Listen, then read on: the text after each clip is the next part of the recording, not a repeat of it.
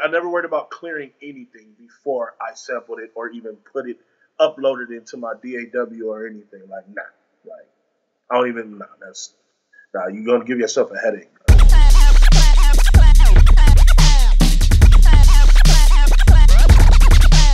What's going down? It's DJ Payne 1 for BeatStars.com. I have the pleasure of not only introducing a new member to the BeatStars community, he just joined, but also of interviewing a producer with a really dope resume, Willie B. What's going down, sir? Appreciate you taking the time to sit down. What's going on, man? I appreciate this a lot, man. How you guys doing? Correct me if I'm wrong. You're a multi-platinum producer, and those plaques are for Forest Hills Drive, Oxymoron. What am I missing? Forest Hills Drive, Oxymoron, Blank Face, and I think Section 80 just got to go, if I'm not mistaken. Okay, congratulations on that. I didn't realize that. Digiphonics is part of TDE, as I understand it, right? Mm-hmm. How did you link up with them? I linked up with them through a old friend. She passed away. Her name is Lori Joe. I met Ab-Soul through Lori Joe, and that's pretty much how I got linked up with TD. Was through a Lori meeting. Me meeting Ab through a Lori. And you just instantly started developing some kind of working relationship with Ab-Soul? Yeah, pretty much. He was the first person I shot beats to over there. Yeah, it just kind of flourished from there, and then I just started linking with everybody else after that. Oh, that's dope. So literally the first artist that you ended up shopping beats to became a career-changing move. No, he ain't the first artist I've ever shot beats to. Shooting beats to artists locally for a long time out here. You know what I'm saying? I was definitely working really hard to try to get my name heard. Just so happened TDE at that time for sure was the squad where I felt my sound meshed with them the most because of how skilled the rappers were. You know what I mean? So that's pretty much what it was. They heard of me as well because I was around LA, doing beat battles and all this other stuff. So it wasn't a thing where it's they didn't know exactly who I was. It was he already knew who I was. I knew who they were. We just needed a link, and just so happened it was my homegirl. You know what I mean? What year did this all go down? This is from 06 to 2010 type stuff. The grind was really for real for me started in 06, but 2010 is when me and them linked, for real linked. Okay, so it wasn't really after the huge rise. It was kind of right around the time things started really going well for them. They was buzzing locally at that time. This was pre-Dre, all that. Yeah, like I said, locally we all knew about each other. We was all kind of doing our thing locally. You know what I'm saying? And I respected what they did. They respected what I did. Like I said, we just needed a link, and that's how we linked. So speaking of other career-changing moves, in spite of all the pushback we've seen against internet producers lately, especially over the last year, you've decided to join BeatStars and create an online catalog of beats. What made you, as a producer with major music industry credits, decide to start selling beats online? First of all, the online beat market is a huge market. It's become a huge market. So it's why not? You know what I mean? That's simple. Why not? Why do you think there's so much resistance in the, I guess we'll call it the traditional industry sphere, to this new online beat selling market? I don't know. I think it's retarded. You know what I'm saying? I don't know why. You know what I'm saying? For what? Why should even? Why is there resistance? I can't answer that. It doesn't make sense to me. To me, there's a lot of skilled producers that's online. One of my homies is Epic Beats, Epic the Don, and Curtis King. These are really, really good guys. Really, really good, dope producers. And it's so because they sell beats online, they shouldn't get a shot. That's ridiculous. Yeah, shout out to Epic and Curtis King. Yeah. I was going to ask about Curtis King. Did he have anything to do with that decision to start selling beats online? Because I know he was one of those producers who went from kind of being married to the whole idea of placement to suddenly building his own brand online, and then he won as a result. Yeah, I would say he had a lot to do with that. Well, I won't say a lot, but he definitely was a muse behind it because I've seen how he's flourished from it. And I respect a lot of his opinions and a lot of the advice that he's given me and things like that because I've seen how well he's made it a thing for him to make it work, So on that subject, for me, back when I was first getting my first kind of wave of placements, I was getting a lot of messages from upcoming producers asking me, how do I get placements? Now with the changing market, I'm getting a lot of producers contacting me saying, I'm putting my beats online, I'm not getting any sales, what's going on? And a lot of producers are getting frustrated. But a lot of the messages I receive from them are, something to the effect of, I've been doing this for 5 weeks straight. I've been doing this for 6 months straight. I've been doing this for a year straight. How long did it take for you to actually become a career producer, just to give people some perspective on timing and expectations? A career producer, it took a while, dog. I mean, it took at least, I want to say 5 years.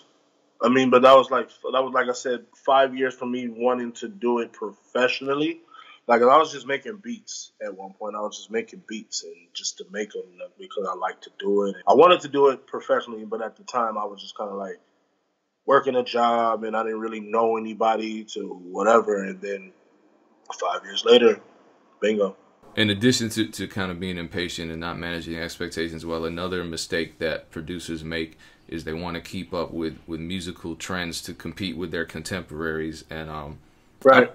I personally had to learn the hard way that, if I was making beats that had the same energy as the top producers out right now, or if I was trying to sell beats online and compete with these highly competitive keywords like Drake type beat, the stuff that everybody's doing, I wasn't going to get very far. Did you struggle at all to find your own sound? Not only find your own sound, but also stick to making beats that were your own sound, in spite of it not necessarily being consistent with the current musical trends? No. It wasn't hard for me at all. I just like to be who I am. That's how I've always been. That's just who I've been as a person naturally, even when it wasn't music, even in school, even in socially in school. Like I was always popular and known for being me, bro. Like, you know what I'm saying? Like, I never tried to be like somebody else, ever, ever, ever. So that was my thing. You get what I'm saying? So I can't really say there's a formula or an answer to that. Like, I just always liked to do what I wanted to do, and people respected it. Like, some people, because everybody is, as they say, sheep. You know what I'm saying? Everybody likes to follow trends. Like, that's just how the world operates, and that's cool. But yeah, dog, eventually people just learn to accept it, I suppose. As time goes by, they just be like, okay, well, that's just what it is. Is that advice that you would give to other producers? I mean, a lot of people a lot of producers out there are trying to compete in these saturated kind of spheres online. Well, it just depends on, not to cut you off, but it just depends on what you want. You know what I'm saying? If you're doing it for the check, then yeah, go chase a sound. You feel me? But if you're in it for longevity and you want to be known for having your own sound and being some kind of moniker towards a certain type of frequency or new frequency or something, then yeah, you got to duke that out. You gotta go through it, bro. So on to the process of producing. You sample quite a bit in your beats. This blows my mind. A lot of producers to this day will express these anti-sampling philosophies, and we both know that sampling can complicate a placement somewhat. Mm-hmm. But when a lot of these anti-sampling conversations come up, the detractors will bring up, unoriginality, and that's kind of a conversation that's just like beating a dead horse. But they'll also bring up the whole fear of legal repercussions, and a lot of producers have that fear too. And I've never actually spoken to a producer, so this is a rare occurrence for me to actually speak to a producer who was involved in a sample clearance lawsuit. And that was for Kendrick Lamar's Rigor Mortis, which you said was off of Section 80, which just went gold. Right. And just to be perfectly clear, you're still making sample-based music, right? Sometimes. I've kind of steered away from it just because, I've done it for so long. I just started creating this new sound as a recent, you know what I'm saying? And I just like to reinvent myself every so often. You know what I mean? But here and there, if the sample's good, then I'll touch it. I mean, because I can't shake it. If it's a sample that speaks to me, then I'm gonna cut it. I'll just say that producer or up and coming producer or whatever you call yourselves, I just think that you should make and create based on what you feel. If something makes you feel good, then create it.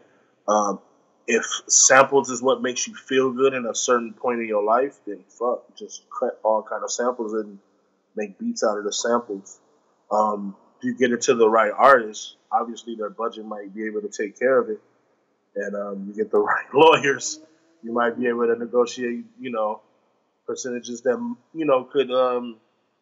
could be to your advantage. Even though sometimes with sampling it could get a little crazy because the sample holder and owners, they're gonna take majority of it off top because it's their right to. But nonetheless, though, that's what I say. I don't think it's a bad thing to sample. I think sampling is still cool. You know what I'm saying? As far as methods of sampling, I mean, I like flipping.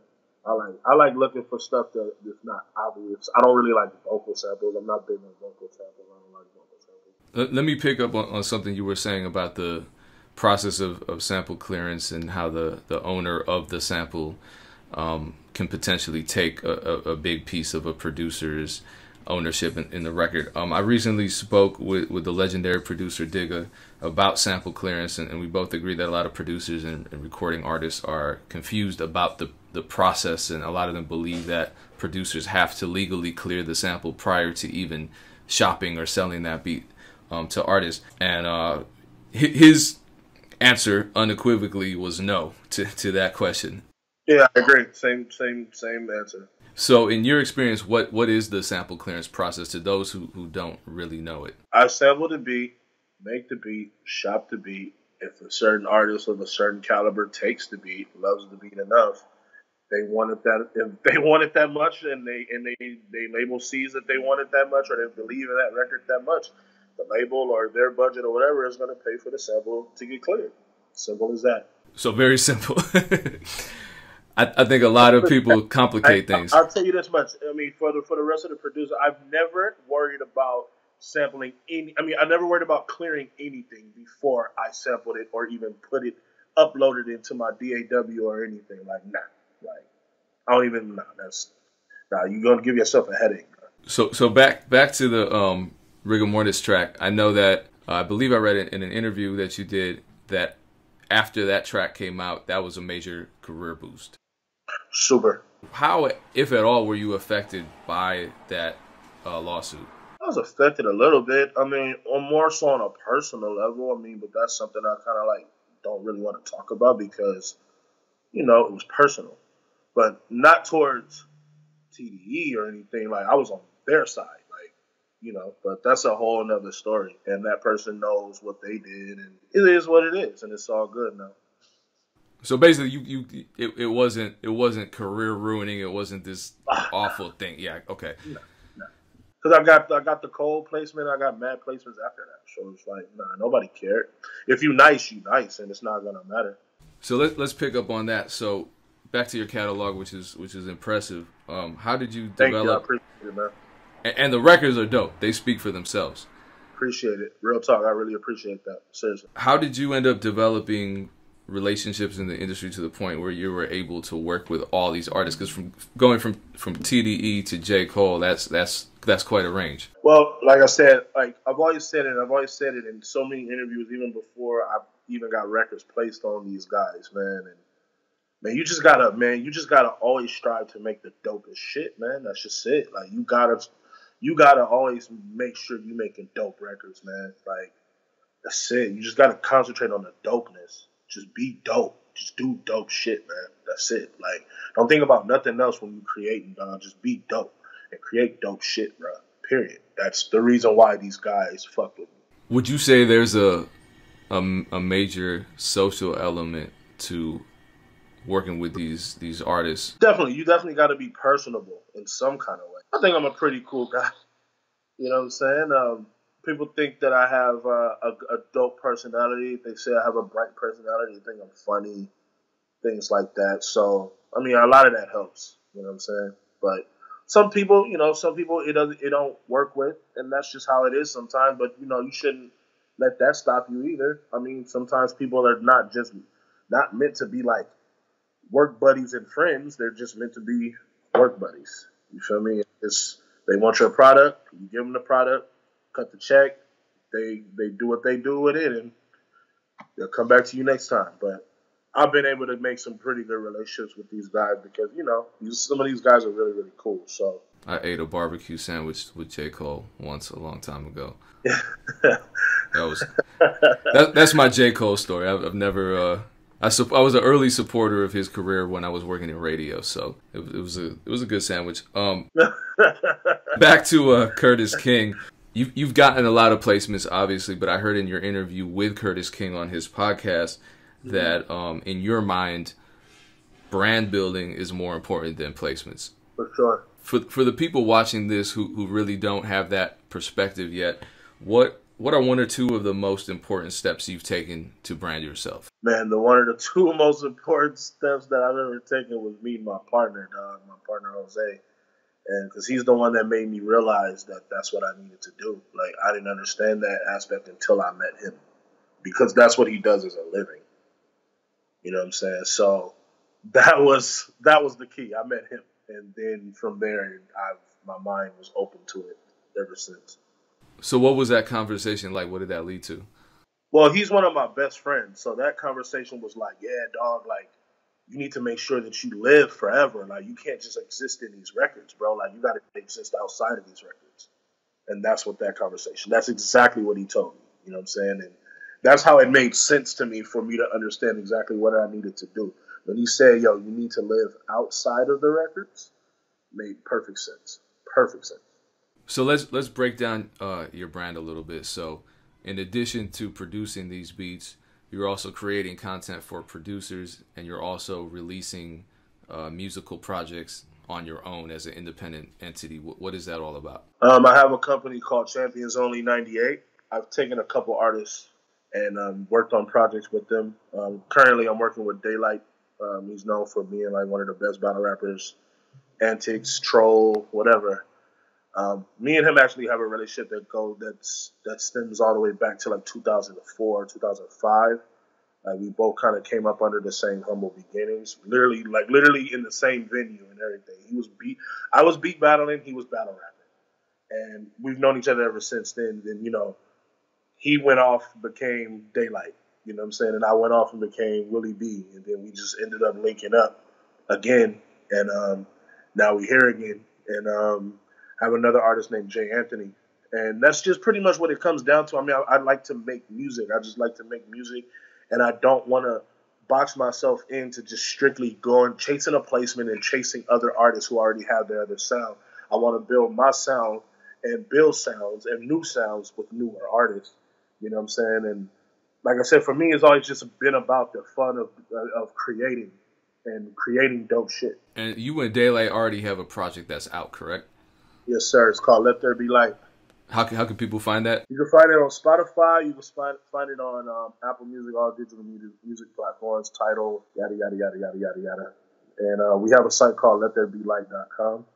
And it's Let There Be, like the letter B, and LYT, like how he spells daylight.com. So, yeah, that's how you can find it pretty much. You got another project in the works with him? Yeah, we got another project in the works. It's called Heroes. And that will be dropping sooner than soon. So, yeah, look out for that one, because that one is going to be pretty nuts. All right, so beyond the music, if people are watching this, they want to pick up your beats, browse your catalog, pick up your drum kits, where do they do that? Man, ichibandon.beatstars.com. That's where you can go for all of that. The kits is on there. And I got some pretty cool stuff on there as far as the beat selection is concerned. And hopefully you guys go ahead and check that out and, have fun with that. All right. Well, once again, Willie B, I appreciate you sitting down and sharing your experiences and sharing your perspective. You guys, man. Thank you guys so much. I appreciate you.